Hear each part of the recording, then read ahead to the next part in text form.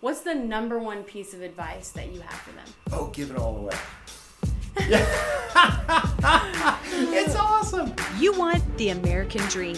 You want the life, the liberty, the happiness. But until you get there, until you achieve your goals and make your dreams come true, you know what you have. You have the journey, the hustle, the climb. I'm Kelsey Humphreys, and this is The Pursuit,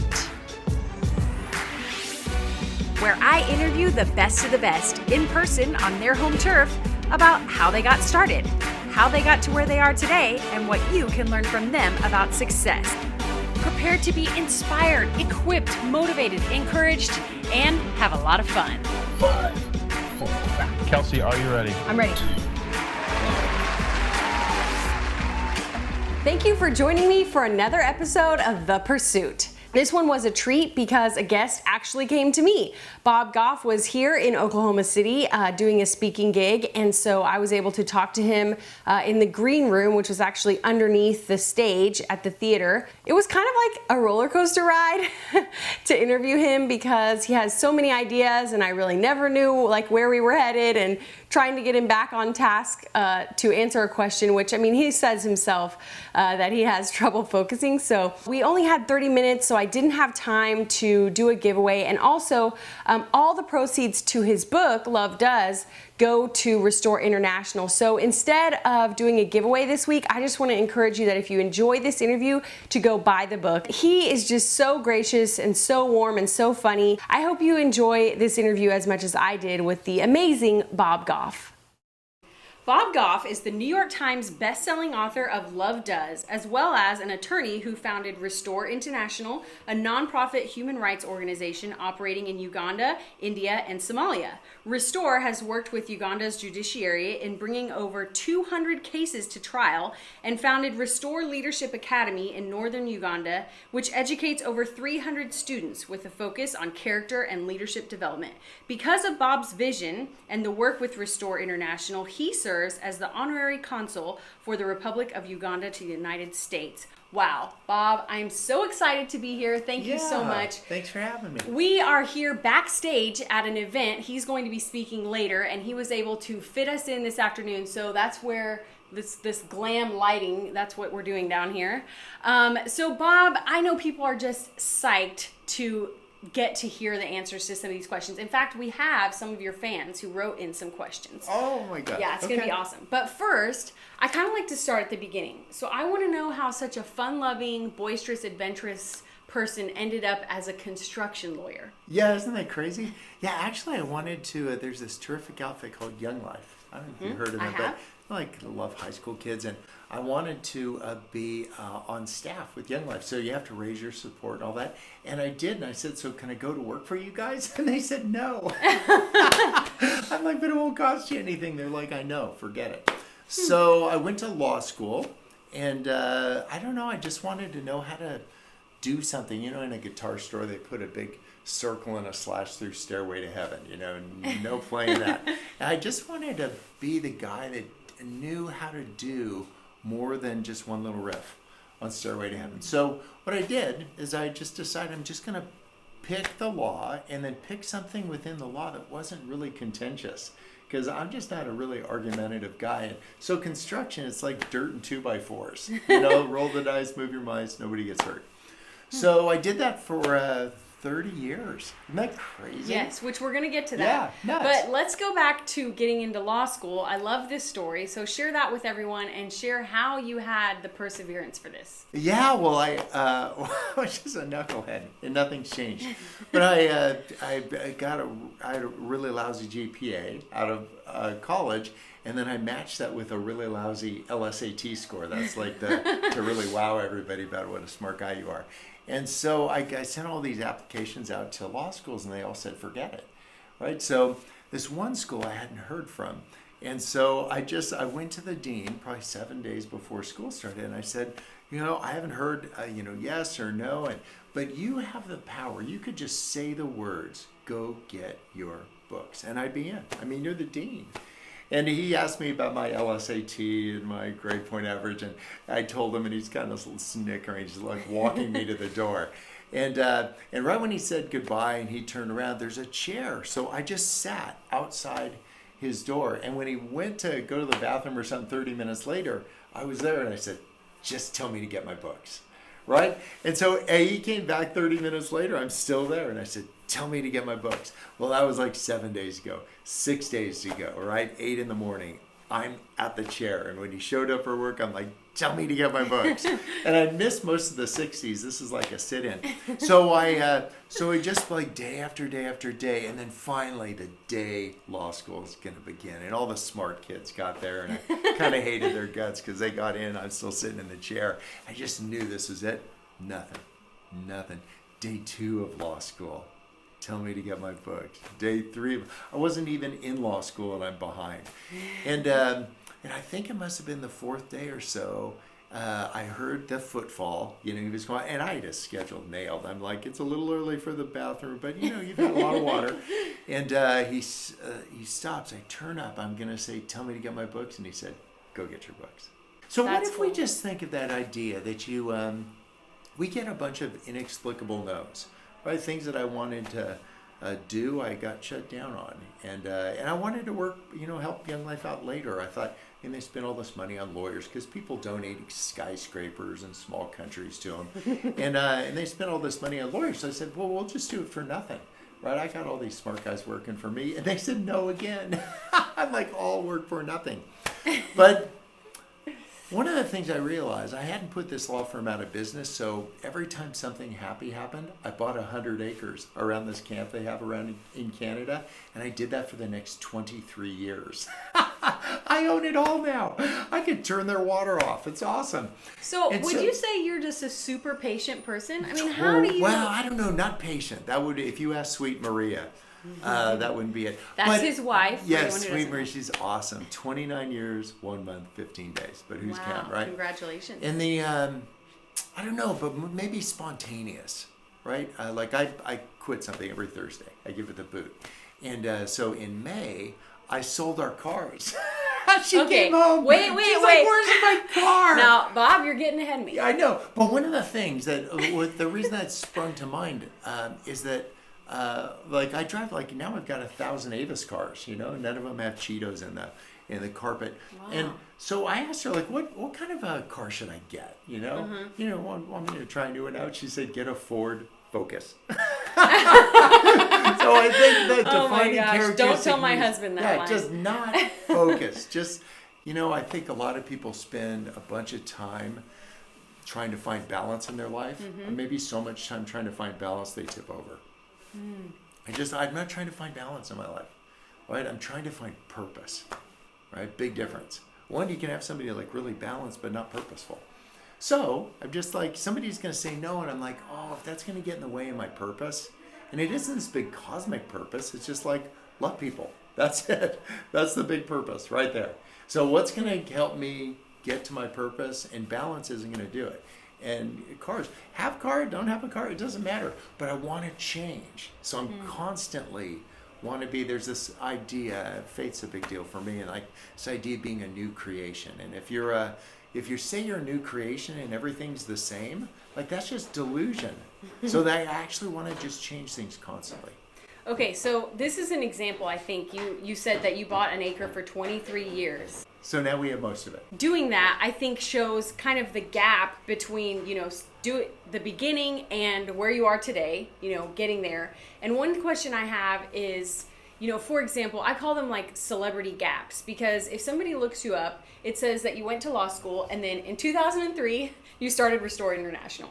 And obviously there's this giant gap. Yeah, I've heard people say it way better than I could. What was that Mark Twain thing, like, the harder I worked, the luckier I got? It was just a lot of hard work. And like everybody, But we put such a high value on busyness and being busy and all that. While those times were full, they didn't feel busy. They felt like just right now. Like we're here. I don't feel busy. I'm just like with you and we're good. So maybe the time wasn't, I've got no story to tell about how I had this great thing, but I always wanted to do things, not things that just worked, but things that would last. Because I've tried 100 things that have worked, and great ideas, and I've had 20 stupid ideas that worked. I've had 30 great ideas that didn't work.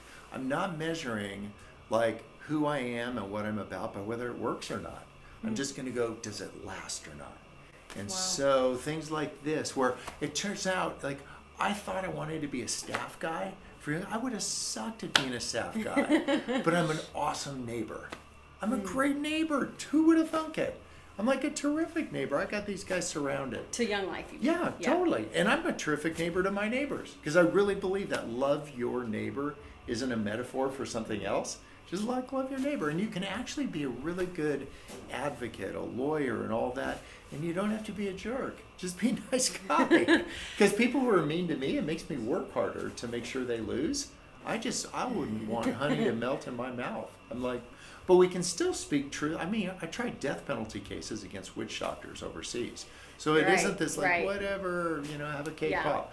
Like there's have a cake pop. Is that there's like seriousness about what we can do, but there's like no love without justice, but there's no justice without love.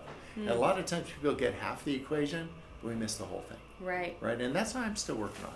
Yeah, because I surround myself with people who are helping me get there. So before we jump to your amazing work with Restore International and kind of the turning point, a lot of people, I think, want to know just any insights you have about building your own firm or with a partner, having your own law firm and growing it. Do you have any insights about that? I don't have any insights, but I've got some observations. Okay. What we did for 30 years, it was my law firm. I mean, there's a couple names on it, but It was mine. So what we do is we have a one-page agreement, and it just says a couple things. Number one, it's my law firm. And number two, I just say what everybody gets. And then it says, number three is I'm going to just give you whatever I want at the end of the year. There's no bonus program. The bonus program is I'll give you whatever I want. Because number four, it's all over December 31st. We blew up this law firm every single year for 3 decades. Right? And it was beautiful because about January 3rd, people would come back and I'm out of work, they're out of work, we're all out of work, and we just decide, like, I'm the guy that can't keep a job. Like, so we just decide, do you want to do this again? And we would have these very brief meetings to say, like, let's just do this. And we would know why we're doing it. Mm-hmm. So that idea of just having these short things, you don't have to send a letter to all your clients and create a bunch of havoc. But what if you do that? I've got even a good one. I swapped resignation letters with my wife. I just gave her a resignation letter. It was my own law firm, but I addressed it to all the folks at the law firm. I put a stamp on it, and it said, "We're done." Right? And I told her, if this job ever gets in between us, you just send it in. Wouldn't that be terrific? Just give each other, the people that you love the most, your proxy. Just say, "We're done." And it's a different way of doing it because we want to change. We want to be different. I'm trying to be the next humblest version of me. And Sweet Marie's banking on it. She's hoping that I'll be that next guy. Do you know what? If you've watched Forrest Gump, every time he's about to make a change from junior high to high school to college, college to the military to ping pong to shrimp, he always wears a blue plaid shirt. Isn't that awesome? Last scene in Forrest Gump, little Forrest is getting on the bus. He has a blue plaid shirt on. I want to be that guy. Marie's thrown most of the rest of my clothes away. She just wants me to change. Right? Wouldn't that be a great signal to the people that you love? Just put the plaids out. Just say, like, instead of telling me you ought to change, just get the plaids out. They'll know. Now tell me about the turning point with Restore International and going with your family, which I believe was 9/11, right? Yeah, sort of. That was an important date. And then we wrote letters. Our kids were 7, 9, and 11 at the time. And we didn't have a television in the house because I wanted them to know from me, like, stuff going on in the world. And I told them this tragedy happened. I said, if you had 5 minutes in front of a world leader, what would you say to him? And our 7-year-old, Adam, said, if I had 5 minutes, I'd ask these guys over for a sleepover. Isn't that awesome? And then Richard was 9, and he said, well, I'd say, what are you hoping for? Maybe I'm hoping for the same thing. And Lindsay's our precocious one. And she said, if I had 5 minutes in front of a leader, I'd say, if you can't make it to our house for the sleepover, could we come over to your house and videotape an interview and bring it to another leader for you? Right? So bingo. So they sent the letters out to everybody. Like, every king, prime minister in the whole world. And they got 29 of them wrote back and said yes. And so, the crazy part, we're, 15 years later, our kids are still friends with these folks. Wow. You know where I invite all these guys? Up to the lodge in Canada, this place that I would have never happened if I was a staff guy. And we built this place on this property, and we just bring good guys and bad guys and undecided. And if there's people that are sore at each other, we bring them too. And I'll have two people plant a tree, and if they're like, mad at each other over some big international issue, I just take a picture of the tree they planted, and I say the limbs are strong, the roots are deep. I'm just telling you, I'm just giving you an update on your tree, right? There's something beautiful, and the people that have taught me the most didn't think they were my teacher. They thought they were my friend. And so that's what I'm trying to be, just friends, which is so weird because lawyers don't have that many friends. I'm shooting for 8, right? You got, on your last day, on my last day here, we got room around our bed for 8 people, right? And so I'm just trying to surround myself during my life with the 8 people I surround my bed with on my death. And and your 8 will change. My 8 know them. I send them a text message. Like, you're one of the 8. Really? I tell them I'm feeling great, so don't freak out, buddy. You're one of the 8. And they'll change. I don't send another message and say, you're off the island. But just figure out who your 8 are and then surround yourself. But you say 8, and yet you are the man who put your phone number in your book. Isn't that awesome? Yeah. So I want to know, do you ever feel like, because you want to be accessible, which is one of, your, I guess, principles you would call them, to be accessible, do you ever feel like maybe people are wasting your time, or you wish you could be a little less accessible? Oh, heck no. No, really? that idea, it's been really good for me to just answer my phone. It rings, I answer. I don't send people to voicemail. If I'm on a plane, I won't get it. But other than that, because I don't think people follow vision, I think they follow availability. Not follow like Twitter, all that follow, but just to encourage. And I don't know when I answer the phone, if it's an 8-year-old or an 80-year-old. This woman called. She said she read the book, and she's like, somebody gave it to me for my birthday, and honey, this is going to change the rest of my life. And I'm like, oh, happy birthday. How old are you? She said, I'm 104. Oh my gosh. Like both days, right? That's amazing. What if we're just available to everybody? And I don't know if it's any good for them. It's great for me. Because I think loving people the way that God loved people means a life of constant interruptions. And every time I'm interrupted, I'm like, awesome, bring it. Wow. Is it ever a challenge to stay authentic, because you talked about Twitter and social media, is it ever a challenge to stay your authentic you when now you have hundreds of thousands of millions of people that are following you? Oh, people, I'm not that yes, interesting. Yes, you are. But what I do, some people where faith's a big deal for them have a quiet time, but I can't do that. I'm like, but what I do is I'll write down things all day long. Things that make sense to me. Do you know that 4 fruit trees is just a bunch of trees, but 5 is an orchard? Is that awesome? Like, who thinks of that? It's probably some lawyer trying to get a write-off for having an orchard. But I'll send myself an email, 5 trees, right? And then later in the mornings, I'll go through all these things, the 50 emails that I've sent myself. And then I'll say, I know that sounds right and everything, but is it actually true? And there's a bunch of things that sound right to me that aren't actually true. And my kind of true north for me is reading all these documents everybody calls the Bible, but just a bunch of love letters. And I say, is it square up with that? And if it squares up with that, then I'm like, okay, it's in. And then I'll send a tweet. But I don't put Bible verses on it. I mean, if you want a Bible verse, the Bible's full of them. But what I'm trying to do is just encourage people. Just to be encouraged. I want the guy at the deli and the guy changing tires and this gal over here to just know they're not invited, they're actually welcome. And that I won't invite people anywhere. I think we ought to stop inviting people to church. Welcome them. But what happens, we invite all these people and then they don't feel welcome when they get there. Right. Oh, and like that. So do that in your businesses. Just don't invite people, just welcome them. Give him a hug. So now talking about the hugging, we had a question from Brett, and he wanted to know if you've always been this loving, or if you had to work at it, or if there was like a changing point for you. There's a great kids book. We might talk about it tonight. That it's this idea: whatever you fill your bucket with, you'll turn into. So I went to Home Depot. I bought this bucket, a pail for $6, and I carried it with me everywhere for a month. I would go on airplanes. People like, do you have a bladder problem? I'm like, well, actually, yes, but I'm a bigger problem. You know, it's like I'm impatient, and so everywhere I go, I look at this bucket in my passenger seat of my rental car, and I'm like, just fill it with patience. And if I'm in a traffic jam, and so what if you fill your bucket full of a bunch of business deals, you'll turn into a business person. Fill it with a bunch of arguments, you'll turn into a lawyer. What if you filled it with love? Not to be squishy, but just like literally. I wish more CEOs would have like buckets, just pails on them, but just fill it with the right stuff.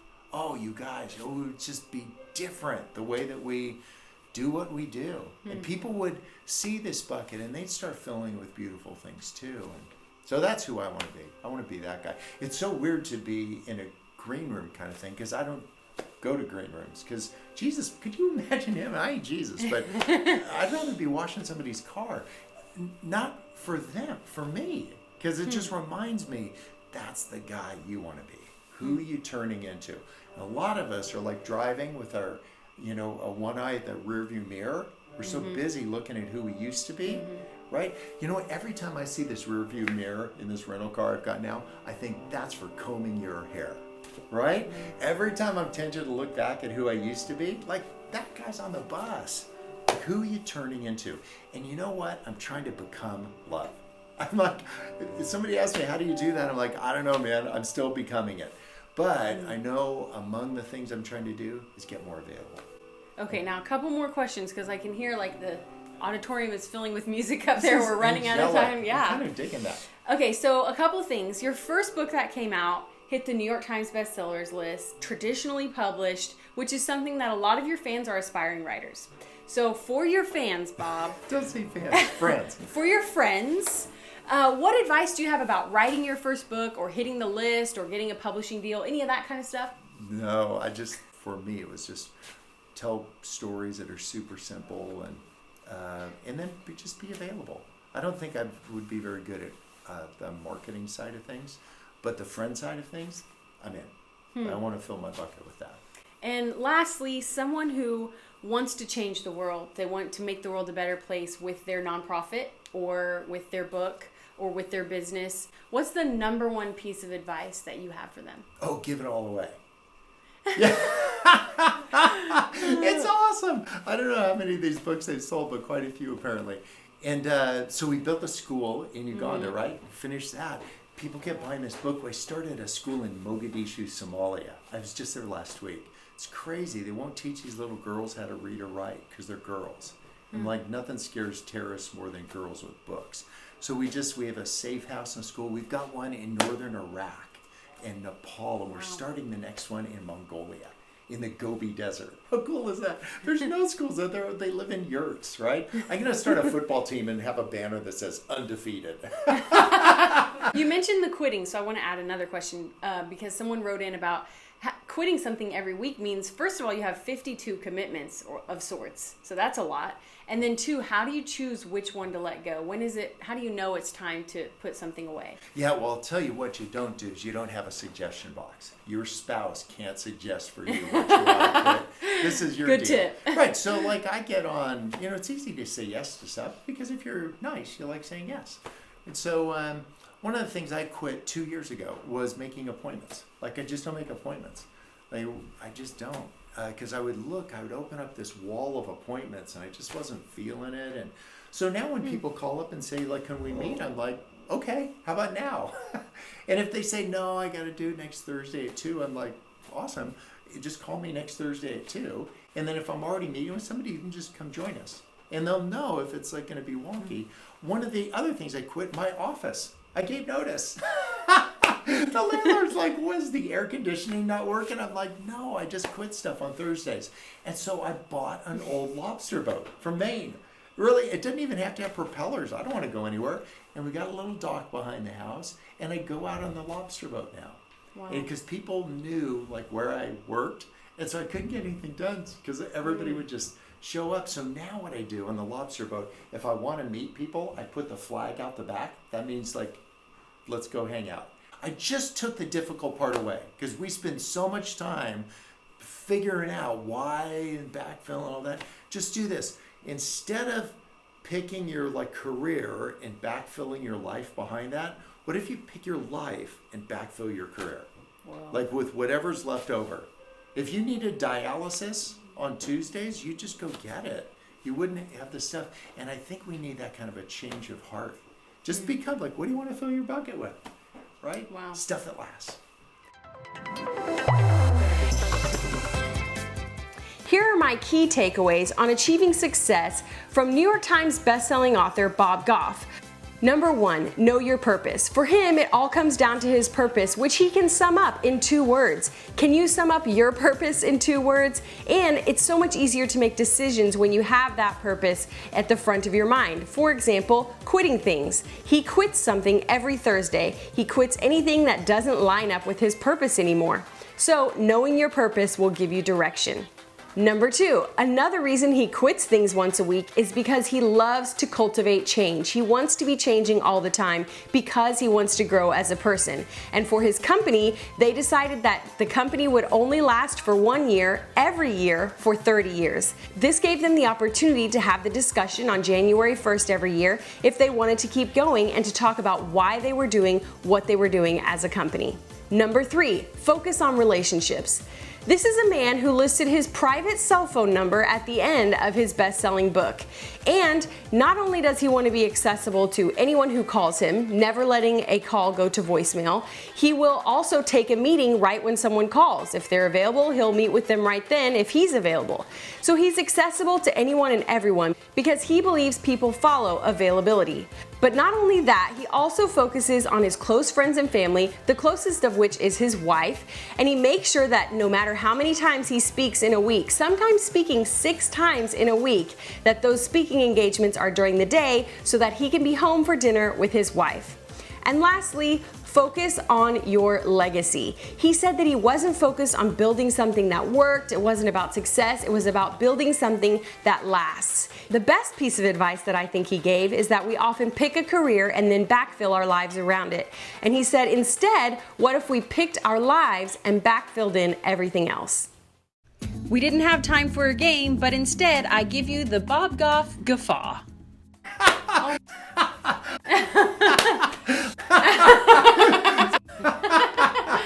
People like, do you have a bladder problem? I'm like, well, actually, yes. Can you do one thing for your Periscope viewers? Yes. Somebody was like, "You're so sweet. I just want to pinch his face." So can you? Oh. So thank you again so much for fitting us in. I really appreciate it, and so do all of your readers and success readers. I know they're going to love it. So I'm Kelsey Humphreys. This is the amazing Bob Goff, and this has been The Pursuit.